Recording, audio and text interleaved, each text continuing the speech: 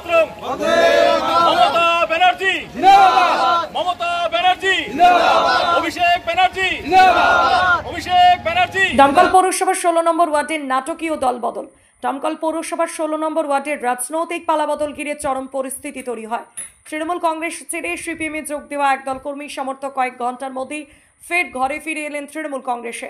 দমকল পৌরসভার 16 নম্বর ওয়ার্ড সভাপতি জাহাঙ্গীর মণ্ডলের হাত ধরে তারা আবার তৃণমূল কংগ্রেসে যোগদান করেন। পার্টি অফিস কয়েক ঘন্টা আগেই সিপিএমের দখলে গিয়েছিল।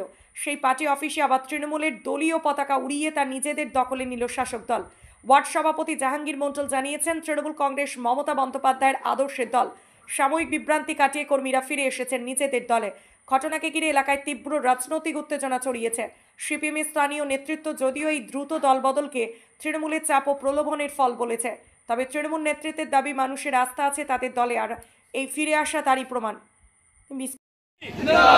আজকের এই দিনে জনসভায় সিপিএম এর বুথ সভাপতি এবং সুজন দুজনেই এবং আরো যারা সিপিএম কালকে হয়েছিলেন তারা সমস্ত লোক আমাদের সঙ্গে আবার পুনরায় টিএমসিতে যোগদান করলেন।